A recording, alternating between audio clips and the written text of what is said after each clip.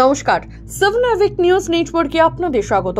ফের শিরোনামে নদিয়ার হাঁসখালি কাণ্ডে নির্যাতিতার পরিবারকে রাতের অন্ধকারে আক্রমণের অভিযোগ।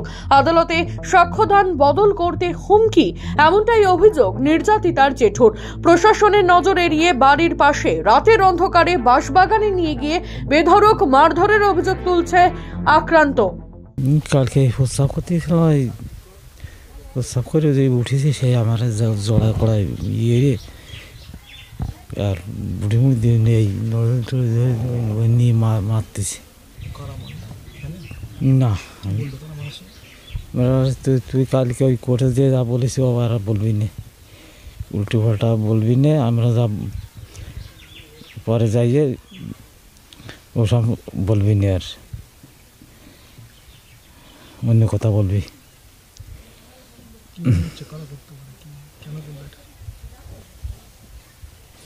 কি করে বলবো? হ্যাঁ, সাক্ষী চলছিল।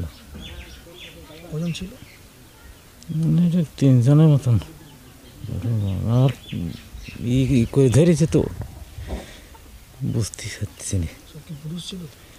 না, একটা মহিলা ছিল। হ্যাঁ হ্যাঁ, কোর্টে জানাতে হবে তো। না, ছিল ডিউটিতে ছিল, ওরা ওইদিকে গেছিল। আমাকে উদ্ধারকে বলেনি, করি নাই, ওরা ছেড়ে দিয়ে গেছে। তারপর আমি বাড়ি চলে এসেছি। ওই বাঁশবাগানে। ঘটনার পরিপ্রেক্ষিতে আতঙ্ক প্রকাশ করার পাশাপাশি পুলিশের নিরাপত্তা নিয়ে প্রশ্ন তুলছেন কৃষ্ণগঞ্জের বিজেপি বিধায়ক আশিস বিশ্বাস। আতঙ্কের বিষয় এবং চিন্তার বিষয়, যে চিন্তা খুবই মারাত্মকভাবে আমাকে বিচলিত করছে যে এই পরিবারটাকে কিভাবে এখন বাঁচানো যাবে। এক তো এতেই প্রমাণ হয়ে গেল যে যারা খুন করেছে আর যেভাবে কাজ প্ল্যানভাবে করেছে, আবার আর একটা ষড়যন্ত্র সেই প্ল্যানেই এগিয়ে যাচ্ছে, যাতে এই মামলা থেকে বাঁচার একটা কুচক্র শুরু। এখানে আমি পুলিশের নিরাপত্তার ব্যাপারে একদম ল্যাবসেশন আছে। ডিউটিতে না হলে পুলিশ এই বাড়ির উঠোন প্রাঙ্গণের ডিউটি, এটা 100 মিটার বা 50 মিটার দূরেও ডিউটি নেই। উঠোনের উপরে তাদের ডিউটির পোস্টটা বানানো হয়েছে। আর এতদিন যাবৎ, এত বছর যাবৎ, 2 বছর যাবৎ এখানে পুলিশ পাহারায় আছে। যে 18 তারিখে কেসের একটা পক্ষ সাক্ষী হয়েছে, এর আগেও সাক্ষী হয়েছে, আগামী দিনেও সাক্ষী আছে এই মাসে। তো 18 তারিখে সাক্ষী হয়েছে।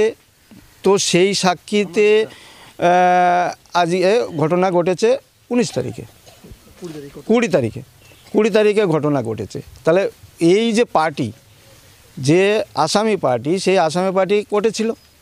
কোর্টে কি সাক্ষী হয়েছে তারা জানে।